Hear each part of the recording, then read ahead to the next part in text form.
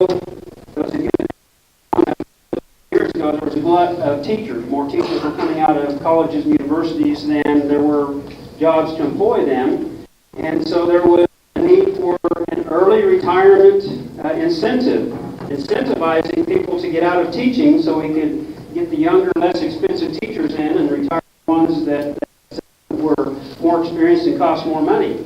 Made a lot of sense 20 years ago. Today it doesn't, because there are fewer teachers coming out of colleges and universities than there are jobs. So why would a school want to incentivize good master teachers, regardless of their pay, to retire early? It's stupid. So we're getting rid of that. We're phasing it out, and in its place, we're actually bringing in something that I think you guys will all agree is much better, because you get to use a portion of your money and a portion of district money to help you provide for your own retirement. And as you well know, Social Security probably just isn't going to cut it for most of us.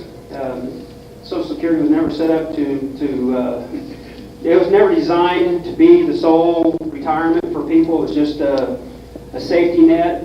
And and I know a lot of you guys have other things in play, but having another retirement plan besides just CAPERS, besides Social Security, besides maybe your 401k or 403b, this will be a tremendous benefit to you. So we brought an expert in to tell you about how this is going to work, and trust me. He's going to say words like Erisa that none of us even and I think everyone knows who he is. He's been working with this district for 25 years. Yep, 25 years. And so he probably knows most of you, but I'll turn the mic over to him and let him explain this new matching retirement plan. All right. Thank you. That other mic on? Yep, I hope so. Oh, does this work for that camera? All right. They just hooked me up. I don't know. I don't think it's FBI or anything, so we'll be all right. So again, my name is John Webb. I have actually worked in the district. This was the first worked with. I got a call from Linda Brunk when I was 12. I started when I was 12. After doing a presentation, and she said, "Hey, you're the one we're going to pick." You talk about somebody young in the business and very, very excited. That was me, jumping up and down. So I appreciate all the years that I've been able to work with. Actually, a lot of you still. I see a lot of you retiring, which is a little depressing. But that's also very good. I mean, it's great. So let's talk about this plan. And it's not Erisa, it's non-Erisa. School districts are non-Erisa. So what does that mean? Let me kind of explain that, because it's very different than other 401k plans, things like that. Being a non-Erisa organization simply means you do not have to follow the same rules as a corporation, in a nutshell. So really what that ultimately means to you is, I'm going to talk specifically about the vesting schedule. And when we get to that, you're going to hear a 10-year cliff vesting schedule. Corporations cannot do that. They have to do a shorter one. But that's not good or bad, it's just the way it is. So when we talk about non-ERISA, what that simply means, you may go to an advisor and they go, well, they can't do a 10-year vesting schedule. They can, because you're a school district. School districts have different rules and regulations. Part of also being a school is, instead of a 401k plan, you have a 403b plan. 403b plans are primarily for school districts, they can be for churches, and they can be for municipalities, counties, cities, things like that. Nonprofit. With that 403b, most plans only allow voluntary contributions. In other words, you could put money in, but there's no matching to it. Here in the last 10 to 12 years, we have seen a significant number of schools, churches, other organizations begin to do matching plans. These are awesome. They are great. They are going to reward you for longevity with the district. Okay? So, two parts of this specific plan. Those that are within 10 years of meeting the criteria of the current early retirement incentive program. Those within 10 years, you are in a group in and of yourself. What you're going to have the choice to do is to either stay in the current plan or move to the new plan. All right? Those of you within 10 years have already been identified by Mr. Day. He has given us the names. What we are going to do is we are going to email you.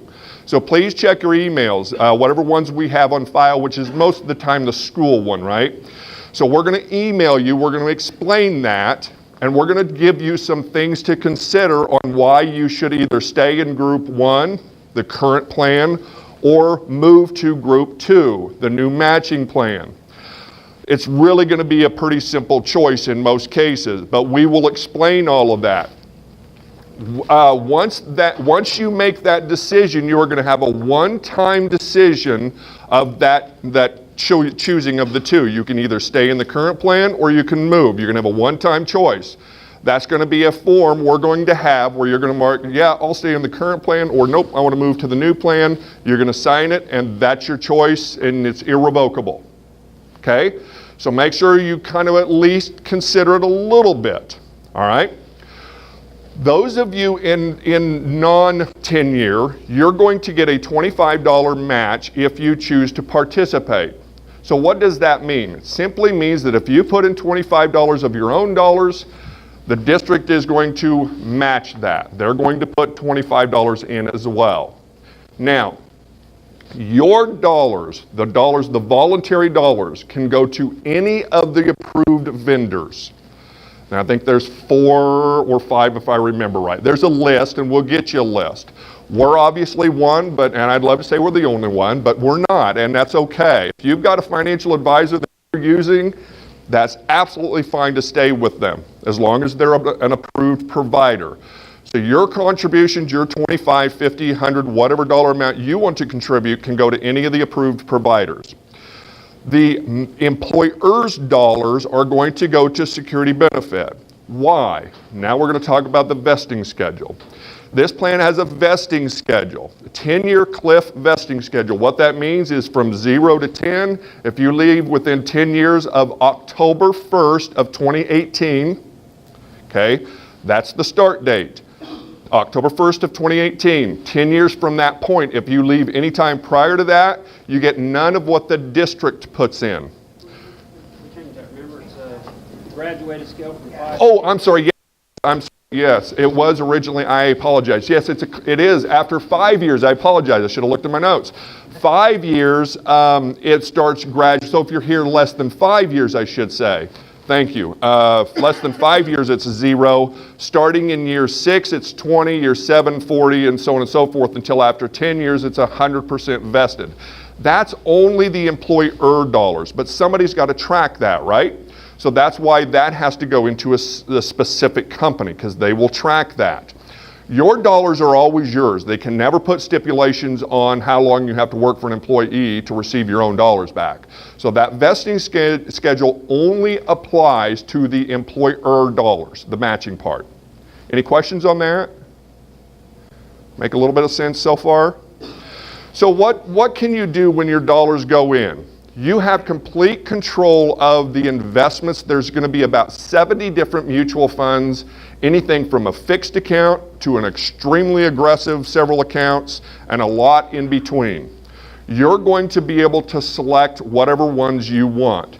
That's where we come in. We will help you as much or as little as you want with those decisions.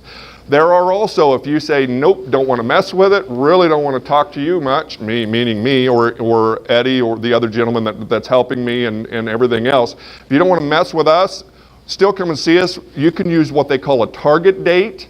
What a target date does is it looks at your age currently, the year approximately when you're going to retire, and it's automatically managed for you.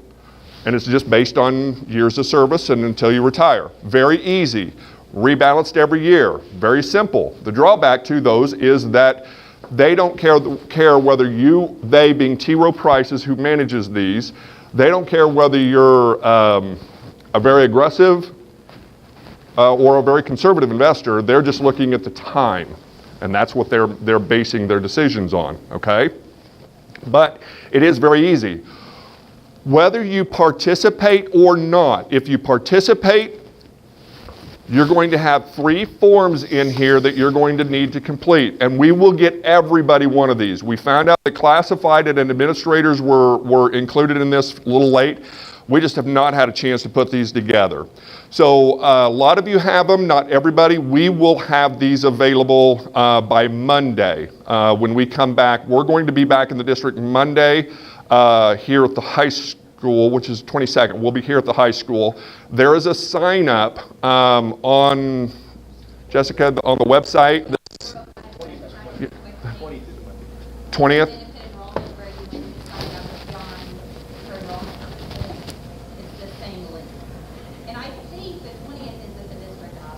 Oh, the 20th is? Okay, let me confirm, because we've changed them a couple times based on, so it's a district office on the 20th? Okay, we'll get information now. Yesterday, Monday I was in Augusta, first thing in the morning, went back and came here for the board meeting. Yesterday I was in Little River, did 2 presentations, ran to Hillsboro. I'm just having a struggle to figure out where I'm going next, so I apologize. But if they say the district office, I know we emailed, so we'll be at the district office on Monday, okay? If you have a chance, and I know it's kind of hard during the school day, but if you have a chance, it really doesn't take all that long. We are going to have stickers with all of your personal information done. Okay, we will have 3 sets for all 3 forms you need. So that way you're not going to have to sit there and fill all of that out. However, some things you are going to need to have if you want to participate. Number 1, you are going to need to have beneficiary information. So beneficiaries are the individuals that if something happens to you who receive those assets. So I'll use me as an example. I've got a wife and 4 kids. My primary beneficiary is my wife. So if I kick the bucket, she gets the money. She does anyway, but she's going to get my retirement money too. Oh yeah, you're recording. Don't show her that. If her and I were killed in a car accident, then it would go to my 4 children. Okay, so you have your primary and then your secondary or contingent beneficiaries.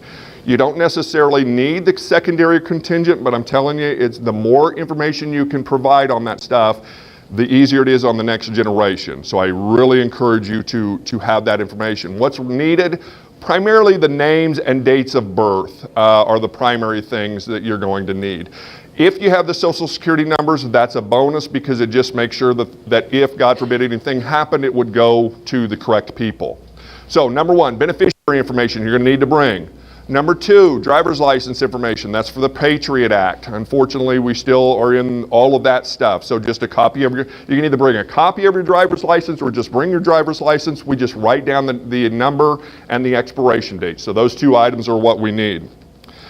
How much you want, now let me say this. If you are already doing a voluntary contribution, okay, so you've already got money coming out of your pay into a 403B, then you still need to do the forms, but you do not have to do an additional $25 if you don't want to, as long as you're doing at least $25. So if I've got $50 coming out of my check going into ABC company on a voluntary contribution, you automatically get this match, okay? Doesn't matter what company it's going to, the match is going to go into here, okay? Make sense? But if you have not or you do not, then you need to think of a dollar amount you want to start contributing. If you do up to $25, they're going to match. You can do more. Matter of fact, the maximum you can do is $18,500 into a 403B. I don't know too many people that do that. I've known a couple, not me. So anyway, you can do up to $18,500. Actually, if you're over 50, you're going to do an additional $6,000. So my point is you can put a lot of money in these things. But 25 up to that maximum is your range, which is a big range, right? Last thing, so you need to figure out what dollar amount you can afford to do if you want to participate. The last thing you need to decide is whether you want to do pre-taxed or Roth option. Let me explain this. Pre-tax means, and I'm going to use round numbers just because I'm a simple guy. Let's say I do $100 into my 403B. If I do pre-tax, that means it's going to reduce my take-home by about $75 to $80 because I'm not going to pay federal or state taxes on that contribution going into that account. That money then grows tax deferred all along, and when I ultimately retire and I pull the money out, that's when I'm going to pay taxes on it. Okay? So pre-tax going in, tax deferred, and then when I ultimately pull it out, I pay taxes. The Roth is exactly the opposite. I pay taxes on my contributions. Earnings are never taxed. So when I pull my money out at the end, I pay zero taxes. Personally, I'm a huge fan of the Roth. I think the Roth is a great option for a lot of people. Not everybody. So who might not benefit from a Roth? Those that are pretty close to retirement, you may not necessarily need to because you're probably in your higher wage earning years, or those of you that are in really high wage earning and you're getting a significant tax break. Most of us, though, the Roth makes a lot of sense because think of the compound, especially younger people. Man, if you're the compounding that you've got for the next 30 years is tremendous, and having tax-free growth at the end is pretty awesome. You will pay taxes on Social Security, a portion of it. You will pay federal taxes on your capers. You will pay taxes on any pre-taxed money you have already. So having tax-free money is pretty advantageous when you retire. So, any questions on that? Wow, either I'm really muddying the waters or it's making a little sense. I don't know which. Now I'm going to put on my financial advisor hat. So I've done this for 25, actually going on 26 years in the investment business. This is why I'm most excited about these plans being put in place. I meet with people, not just educators, but I meet with people all the time planning for their retirement, trying to put pieces together for them to generate an income. Two words I've never ever heard from any of my clients. I've just got way too much money. That has not been one word or a sentence or any comment I've ever heard. And the other thing I've never heard is, yeah, I started investing way too early. I should have waited. Nobody ever says it. So the whole goal of this is to get people to at least start thinking, I don't care whether you're 23 or 63, to start thinking and planning for retirement. Odds are you're going to make it there. Odds are you're going to have a long retirement. So the more dollars you can have, both in fixed income and your own variable income from your own personal retirements, is going to benefit you significantly. The best conversations I ever have are the ones where somebody will come and see me, we do a plan, and I can look them in the eye and say, financially, you can retire. No problem. You can make it for your life and you're not going to have any issues. You're going to be able to maintain the same standard of living you currently have. Those are awesome conversations. And I've had those, believe it or not, and a lot from educators.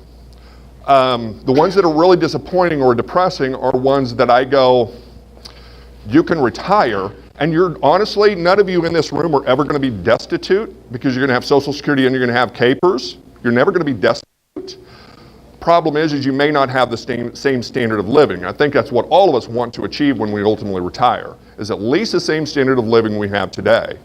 And those uncomfortable conversations are ones saying, yeah, you can retire, but early on, you're probably going to be okay.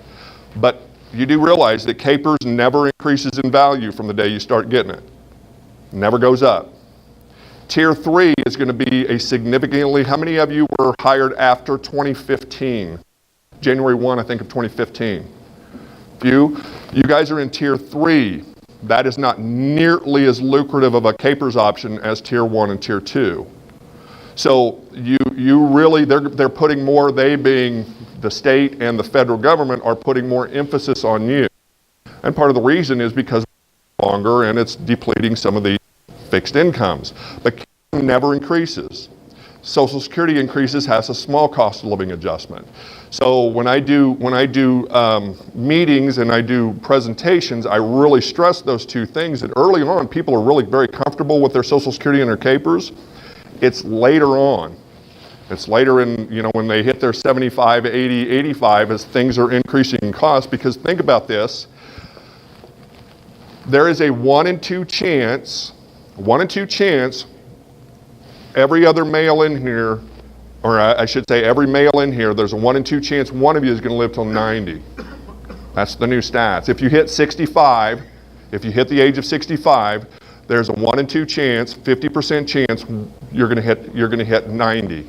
So if I retire at 60, that is a 30-year unemployment period that you're trying to live on fixed income unless you have other assets.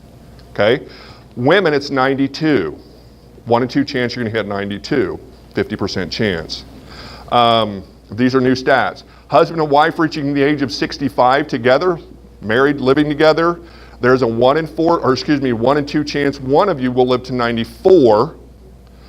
There's a 1 in 4 chance one of you will live to 100.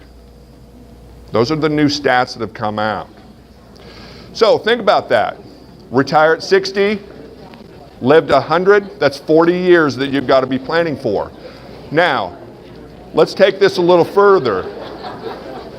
It could, yeah.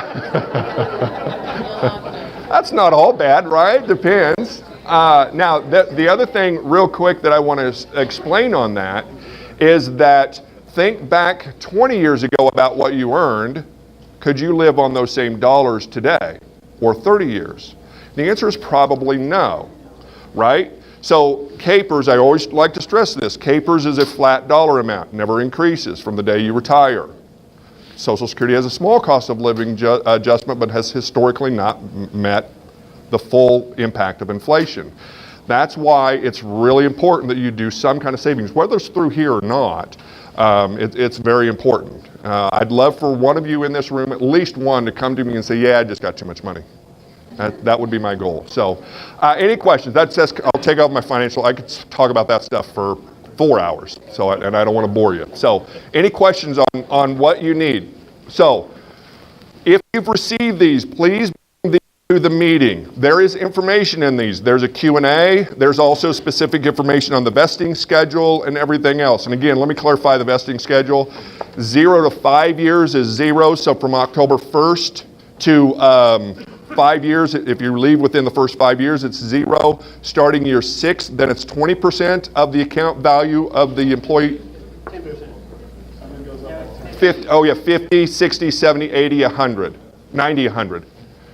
Yeah. So it goes up 10%, or starts at 50%. So if you're here in year 6, it's 50%. Year 7, it's 60% or 70%. Year 8, 80. Year 9, 90. Year 10, you're 100% vested. Thank you. We are putting in another plan in another one, and I'm all over. I apologize. My brain's not working, obviously. So any questions, since I butchered that so bad? Is it you're eligible to retire in 10 years, or you are going to retire in 10 years? Is it eligibility within 10 years, or you have to retire within 10 years? No, it's if you're eligible That's what I was, within the next 10 years. yeah. If you're eligible for early retirement before October 1st, 2028, then you can choose. So you don't have to retire, but you have to meet the guidelines of the current early retirement incentive program. Like I said, it's going to be pretty obvious to 95% of people. Yeah, yeah. In a nutshell, if you're in that group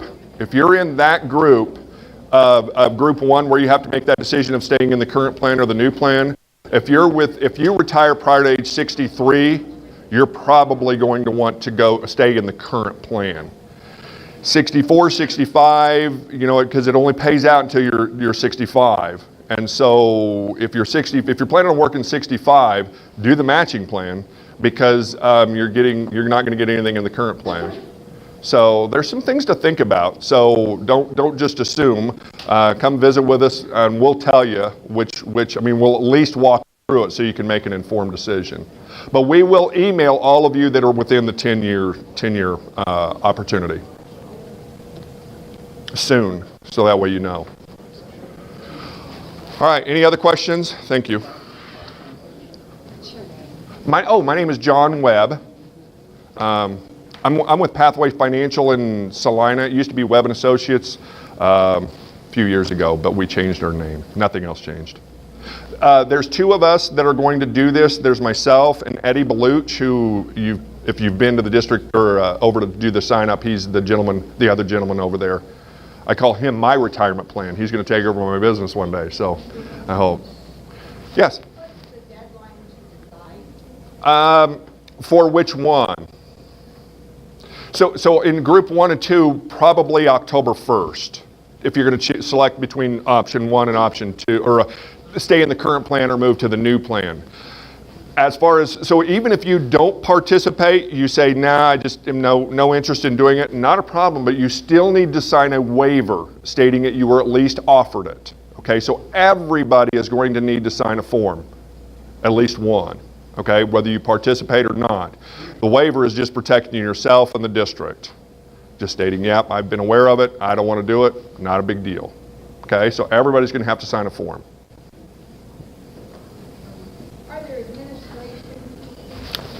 Good point. So I'm glad you said that. So in this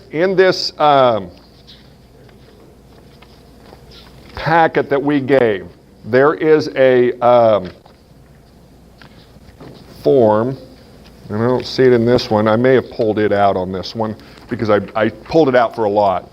In it, there's a highlight sheet. It's a highlight sheet. This one. It'll look like this, and it's on all of them. On the back so this explains the plan in pretty good detail. Talks about the match, talks about the vesting schedule. I should have grabbed it, right? And everything. On the back are the fees. So let me go over them real quick. So there is a $35 a year trustee fee. So I call this a lawyer fee. Basically what this does is this does all of the tax reporting when you leave. This does all the quarterly statements. This pays for all of the legal work, if you will. They call it a custodial fee, a trustee fee. It's basically a lawyer fee, making sure the plan stays in compliance, things like that. Your reporting is done properly to the correct entities. That's a one time a year. There's the expense is 1% asset management fee. So what that means is of your account balance, 1% is taken out. That pays for all of us intermediaries. Some stays with security benefit who administers it, but the employer has no cost. So basically that 1% covers the cost of the entire plan. Okay, that's it. So if you have a $1,000 account value, about $10 a year for that 1%. So obviously, we have a vested interest in trying to help you grow your account too. So as the account grows, us intermediaries get a little more dollars too. So that's how that works. Thank you. I meant to mention that and I forgot to. Thank you. Any questions on that? Yeah. Is there any possibility of the matching amount increasing over the next 10 years? That is completely up to the negotiation committee and the board. Have schools that have. I've also had a couple schools reduce it. So it can change. But every year you have an opportunity to change, obviously. Oh, which also means, I meant to say this too, you can change your voluntary contributions at any time. Payroll wouldn't prefer you not to do it all the time. Payroll, close your ears. But you can. So if you start at 25 and you go, yeah, it's not so bad, I'll bump it up to 35 or whatever. You can do that. Or if you start with 100 and you go, ooh, that's a little steep, and want to cut it down to 75, you can do that every month. You have that opportunity. There's a form, and there's a form for everything, so there's a form you have to sign to do that. Yeah, good question. Anything else? All right, we will be to each individual schools. The dates are on the website, the USD 405. Again, even if you're not going to participate, and matter of fact, if you say you're not interested, you can shoot us an email, send you or email you the waiver form, and get it back to us. We'll get it to the district office for your file. So that's an option too. With the people that are eligible to stay in the current plan, if you know what you're going to do, matter of fact, we're going to email you the form anyway, just so you kind of see what it says. If you know what you're going to do, send it back, you're done. You don't need to come and see us, but everybody does need to sign a form. So a form probably needs to go back to your question. The form probably needs to be done by October 1st because that's when the plan starts. We really like to have everybody at least sign a waiver. You can always change it. So the waiver, if you say, nah, for 6 months I'm not going to participate, but you want to later on, you can. Or every year. So you're going to have new elections every year anyway. So, yeah. So, all right. Any other questions? All right. Thanks, guys, very much. I'm going back to the district office. If you're signed up, we'll be there. So. All right, and just one last thing. The principals have received the schedule of when they're going to be in each building, but they're going to be at the FEC and all 4 attendance centers for an entire day. So Thanks. There will be a sign-up similar to what we were talking about earlier on the website where you can sign up, but you can sign up, if you can sign up for the day that they're in your building, good for you, but if that's not one of appointment or something and you know you're going to be out of your building on the day they're in your building, sign up for another building. Okay? So that's it. Everybody have a good day.